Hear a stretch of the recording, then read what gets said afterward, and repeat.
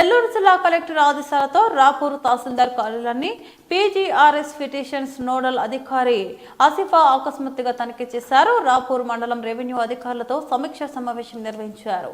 రాపూర్ మండలంలో ప్రజల యొక్క సమస్యలను తహసీల్దార్ ఎంపీడీఓ పరిష్కరించాలని ఆమె కోరారు.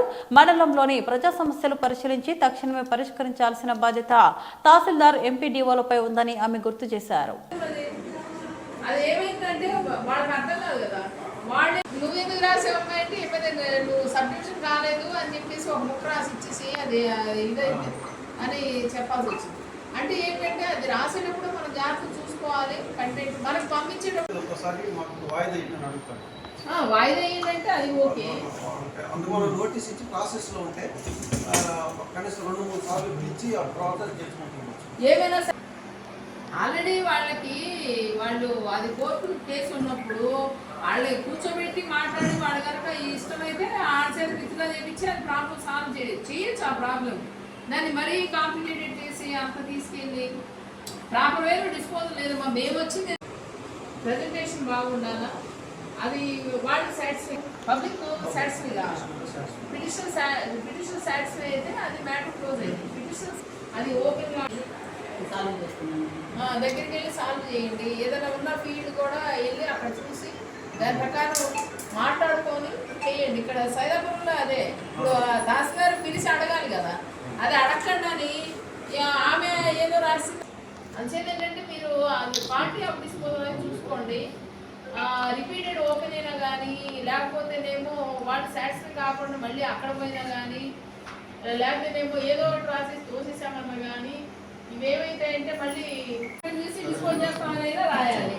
చేస్తామనేది రాకూడదు. అసలు దానికి 6 వారాలు అంటే ఎంత టైం ఉంటుంది మీ దగ్గర? 40 నిమిషాలు. అసలు మామూలుగా ఎంత టైం ఉంటుంది? టైం లిమిట్ ఏం లేదు. నోటీస్ ఇచ్చి రిపోర్ట్ రాసేటప్పుడు ఏంటంటే ఈ పట్టా ల్యాండ్ 6 వారాలకు సంబంధించి ఎఫ్ఐఆర్కి సంబంధించి ఇది పట్టా ల్యాండ్ కాబట్టి డిస్పోజ్ చేస్తాము, పట్టా ల్యాండ్ కాబట్టి 6 వారి బ్యాంక్లో పారిశ్రామిక ఆఫీసర్గా నెల్లూరు వర్క్ చేస్తున్నాను.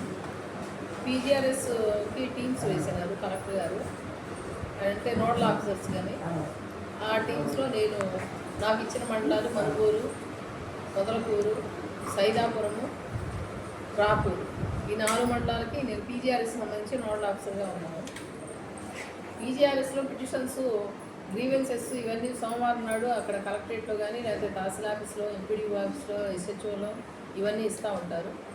అవి ఇచ్చినప్పుడు వీళ్ళు ఈ కింద ఉన్నటువంటి అధికారులు అవి క్వాలిటీ ఆఫ్ డిస్పోజల్ అంటే సంతృప్తికరంగా ఆ పిటిషనర్కు సంతృప్తి చెందాడా, ఈ డిస్పోజల్ అంటే సమస్య పరిష్కరించబడిందా, ఏ రకంగా పరిష్కరించారు అనే విషయం మీద వీళ్ళు రిజెక్ట్ చేసిన కేసెస్ ఏమైనా ఉంటే అవి వచ్చేసి మేము దాన్ని పరిశీలించి ఎందుకు ఇది రిజెక్ట్ చేశారు అనేది చూడటం అనేది జరుగుతుంది. అంటే అది కరెక్ట్గా చేశారా లేదా రిజెక్షన్. ఒకవేళ ఆ రకంగా చేసి ఉండకపోతే అది మళ్ళీ క్వాలిటీ ఆఫ్ డిస్పోజల్ చేయాలా, మళ్ళీ ఓపెన్ చేసేసి అవి సరైన పద్ధతిలో దాన్ని డిస్పోజ్ చేయాల్సి ఉంటుంది. అదేవిధంగా వీళ్ళు డిస్పోజల్ చేసిన కేసెస్ అది సరైనదిగా చేశారు, మరి అదే ఓపెన్ కాలేదు. అలాంటి కేసెస్లో కూడా అంటే ప్రాపర్ వేలో డిస్పోజ్ చేసిన కేసెస్ కూడా ర్యాండమ్గా మేము చెకప్ చేస్తాం. ర్యాండమ్గా చెక్ చేసి ఇది ప్రాపర్ వేలోనే జరిగింది, జెన్యూన్గానే జరిగింది అని చెప్పేసి దానికి కూడా మేము పరిశీలించడం జరుగుతుంది. ఇదేంటంటే ప్రజల వద్దకు పాలన అని చెప్పేసి మన ప్రభుత్వము గతంలో కూడా ఈ ప్రోగ్రాం ఉన్నది.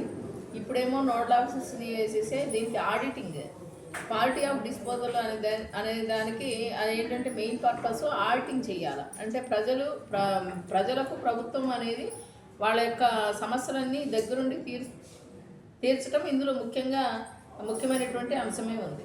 అంచేత అందులో భాగంగా దీనికి ఆడిటింగ్ అనేది జరుగుతుంది. ఈ ఆడిటింగ్లో భాగంగానే మమ్మల్ని ఆఫీసర్స్గా వేసినారు. దీని గురించి మేము ఎవ్రీ వీక్ కూడా ఒకసారి వీక్లీ వన్స్ వచ్చేసి ఇక్కడ సరిగ్గా ఆడిటింగ్ సరిగ్గా ఈ సమస్యల పరిష్కారము ఈ ఆఫీసుల్లో సరిగ్గా జరుగుతుందా లేదా అనేది చూసి దానికి సంబంధించి ఒకవేళ ఇన్ కేసు ఏదైనా సమస్యలు వచ్చిన చోట అవన్నీ క్లియర్ చేయడానికి వాళ్ళకు కూడా గైడెన్స్ ఇవ్వడం జరుగుతుంది. ఇది కనుక క్వాలిటీ ఆఫ్ డిస్పోజల్ లేకుండా ఇంప్రాపర్ వేలో కనుక డిస్పోజల్ కనుక జరిగితే అలా చేసినటువంటి అధికారులు 1-2 సార్లు చూసి వాళ్ళ మీద షోకాల్ నోటీస్ కూడా వాళ్ళకి ఇవ్వటం అనేది జరుగుతుంది. అందువల్ల అధికారులందరూ కూడా ఇవన్నీ కూడా సరిగ్గా చేయడానికి ప్రయత్నించాలా. అదేవిధంగా ప్రజలకు మర్యాదపూర్వకంగా ఐవీఆర్ఎస్ అనేది వాళ్ళతో మర్యాదపూర్వకంగా మాట్లాడాలా, వాళ్ళకి రెస్పెక్ట్ ఇచ్చి వాళ్లకు సరైన విధానంలో వాళ్ళకి మార్గదర్శకాలు చూపి వాళ్ళ సమస్యని పరిష్కరించాలా. ఇది పీజీఆర్ఎస్ ఉద్దేశమైంది. అందులో భాగంగానే మేము ఇప్పుడు వచ్చాము. వాళ్ళు బాగానే చేశారు. కాకపోతే ఏంటంటే దాన్ని అంటే క్లియర్ చేయటం ఒక ఎత్తు, ఆ పిటిషన్ని మళ్ళీ ఎలా చేశామనేది వాళ్ళు చెప్పాలి. ఆ చెప్పే విధానంలో కొంచెం ఇబ్బంది. ఈ ఉదాహరణకు మొన్న ఒక కేసు వచ్చింది, వాళ్ళ మధ్య వివాదం ఉంది అని రాశారు. వాళ్ళ మధ్య వివాదం ఉంది అని రాశారు. వివాదం ఉంది కాబట్టి మేము చేయలేమని రాశారు. అట్లా రాయకూడదు. వివాదం ఉంటే వివాదాన్ని పరిష్కరించాలని బాధ్యత ఎవరిది? అక్కడున్న అధికారులదే కదా. ఎస్హెచ్ఓ ఉన్నారు, ఎంపీడీఓ ఉన్నారు, తహసీల్దార్ ఉన్నారు. వీళ్ళ బాధ్యత ఉంటుంది వివాదాన్ని పరిష్కరించేది. వీళ్ళు వాళ్ళని పిలిపించి వాళ్ళని, అది రెవెన్యూ ఇష్యూ అయితే రెవెన్యూ కోర్టు కూడా పెట్టచ్చు. వాళ్ళని పిలిపించి వాళ్ళు మాట్లాడి ఆ విధంగా ఆ కేసు డిస్పోజ్ చేయాల్సి ఉంటుంది. వివాదం ఉంది కాబట్టి మేము ఇది రిజెక్ట్ చేసినాము అని అలా రాయకూడదు. అలాంటి కేసు వచ్చింది, చెప్పాము, మీ తహసీల్దార్ గారికి చెప్పాము. తహసీల్దార్ గారు మేము కరెక్ట్ చేసామండి, కానీ అది రాయటం కొంచెం పొరపాటు అయిందని చెప్పారు. అది రెక్టిఫై చేశారు.